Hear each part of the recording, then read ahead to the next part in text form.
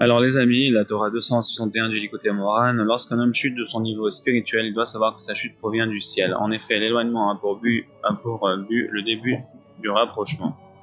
Il est ainsi tombé pour s'éveiller davantage encore dans son rapprochement vers le Saint, béni soit-il. Le conseil adéquat pour cet homme, il commence à nouveau à servir Dieu comme s'il n'avait jamais encore commencé. Il s'agit là d'un grand principe dans le service divin. Recommencer chaque jour à nouveau. Cette idée est abordée à de nombreuses reprises dans les ouvrages de Rabbeinu, que son souvenir soit une bénédiction. Un homme doit constamment se renforcer dans son service divin, sans jamais se décourager en rien. Il doit simplement commencer à chaque fois à nouveau. Approfondis bien ce concept et tu en tireras un bénéfice éternel. Baruch Adonai Olam, Amen Ve'Amen. 162 par le mari de Rabbina Nachman Mouman. Sache qu'à partir de nouvelles explications de Torah sont créés des fleuves.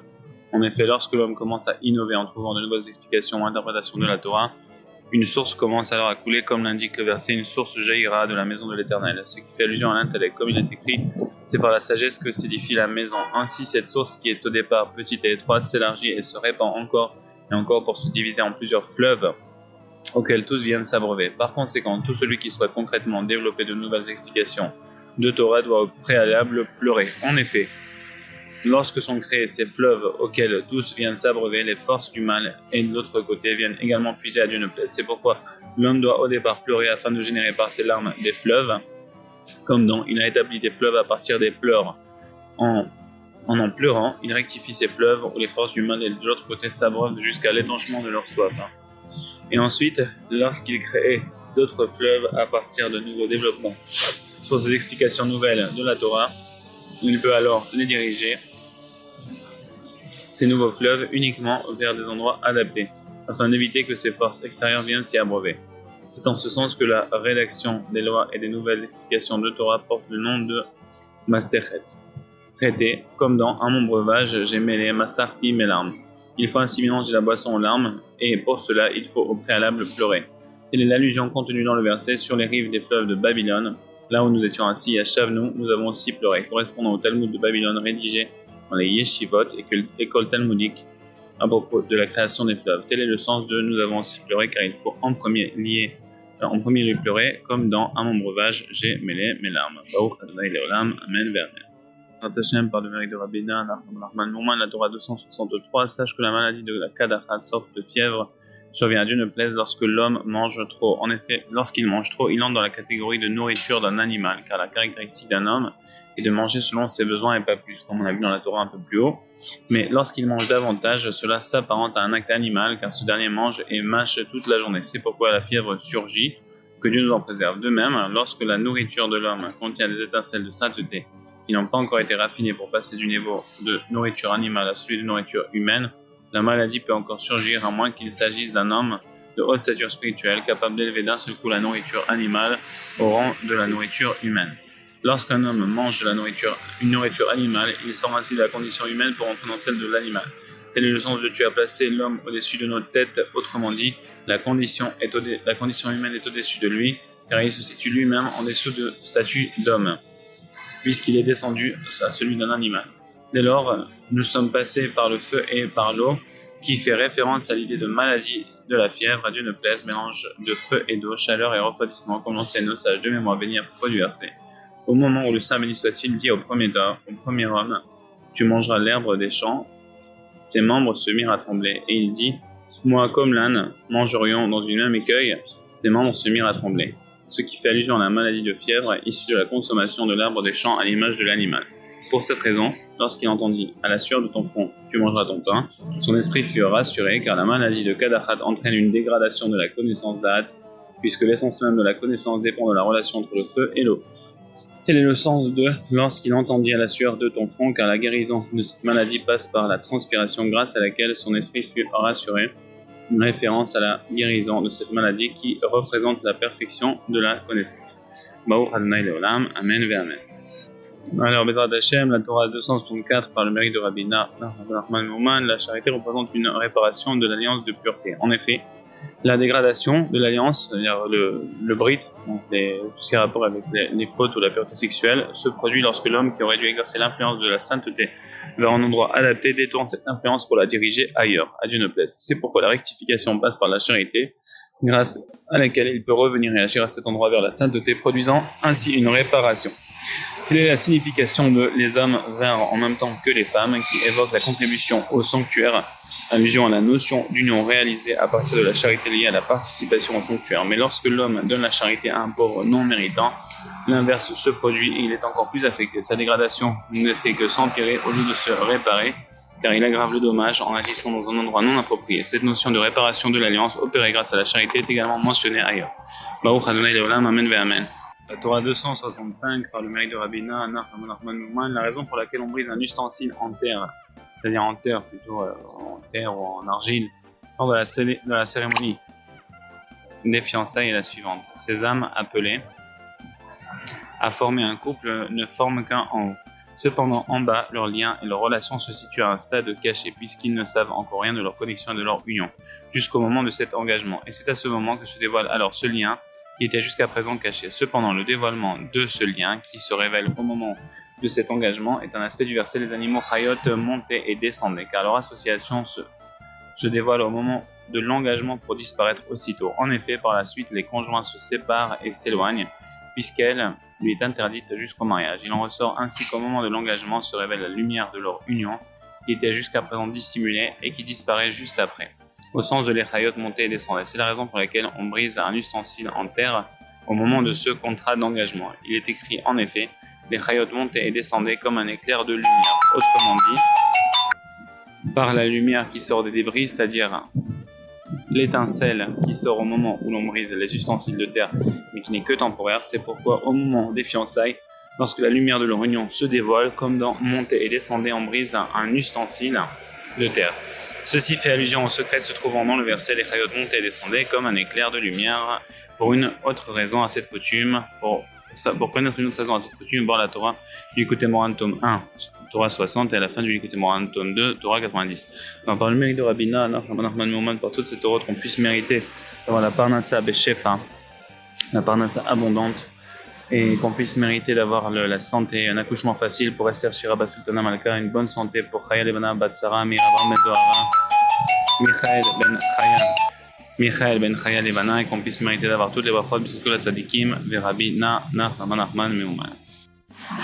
Par le mérite de Rabbeina Nachman Nachman Meuman, aujourd'hui on va se présenter Hashem la Torah 266 du Likutei Moharan. Sache que la mort prématurée des animaux survient lorsque l'on ne se montre pas suffisamment scrupuleux par rapport au commandement de la souka. La souka correspond en effet à la mère qui couvre ses petits, mais tu appelleras la mère Bina. Ceci renvoie à la distinction existante entre la condition de l'homme et celle de l'animal, comme l'enseigne le sage de mémoire béni à propos du verset. Mon âme bénit l'Éternel, n'oublie aucun de ses bienfaits, car il a placé les siens de la mère à l'endroit de la Bina discernement, alors que l'animal tête les mamelles de sa mère en bas. Telle est la différence entre le statut humain et celui de l'animal.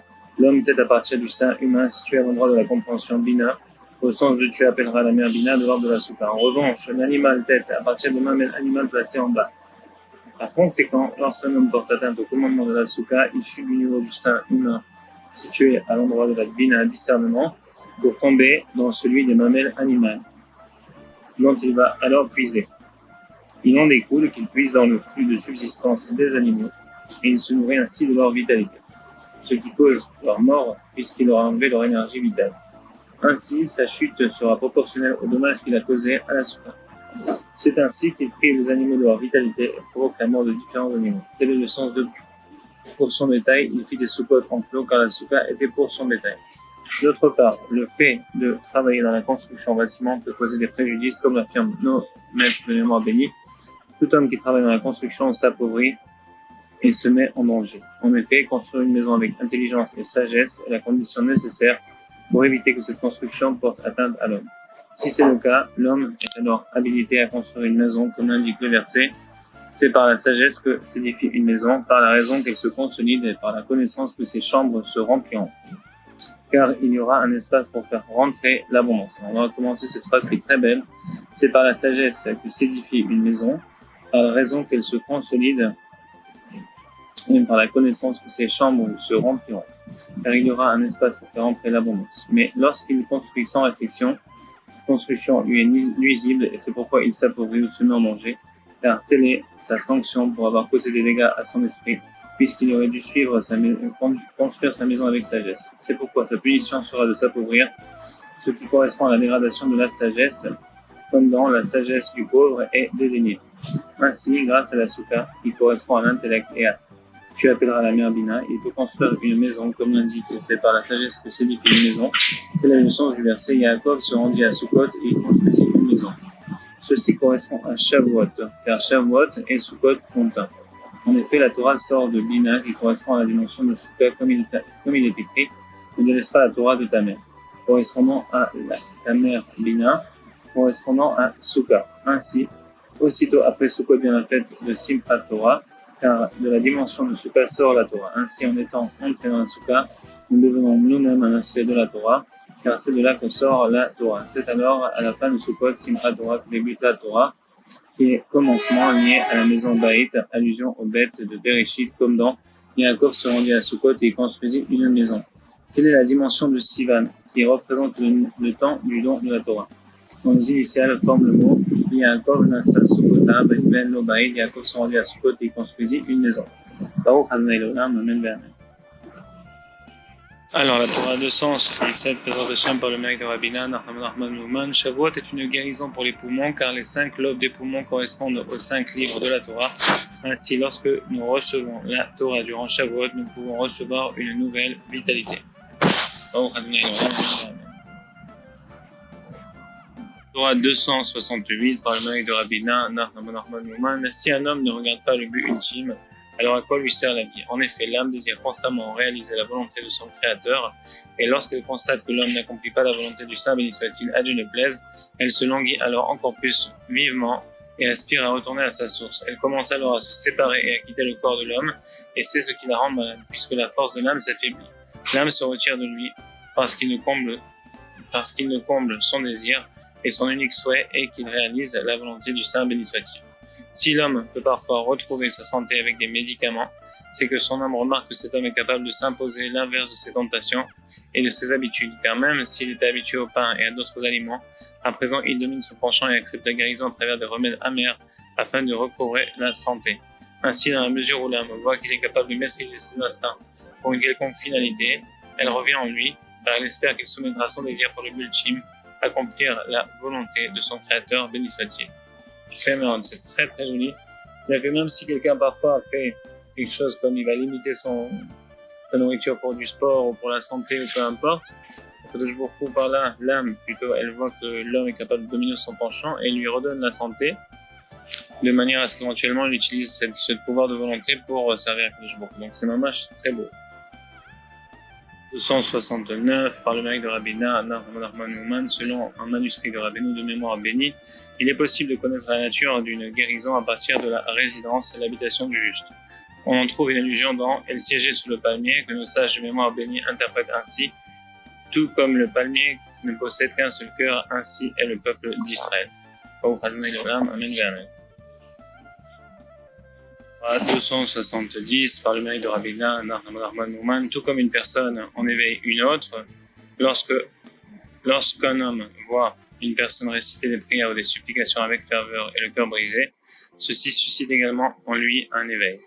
Il s'éveille ainsi grâce à son ami et commence alors à regarder en lui-même ce qui l'éveille lui aussi et le pousse à dire à son tour des prières avec un enthousiasme du cœur. De la même façon, il existe entre l'homme et lui-même un éveil qui se manifeste à partir de ses propres paroles. Ainsi, par exemple, lorsqu'il récite des prières et des supplications avec ferveur et qu'il crie « Hélas pour moi », à partir de ces mots, l'homme commence à regarder en lui-même « Où suis-je » qui crie ainsi.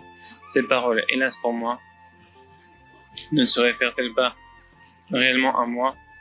L'homme se remet alors une seconde fois à crier « Hélas pour moi », à moi précisément. Et même si la première fois l'homme avait réellement l'impression d'avoir dit la chose sincèrement, il n'en reste pas moins qu'il réalise ensuite la différence entre la sincérité du début et celle de la fin. Baruch Adonai Olam, Amen Ve'Amen.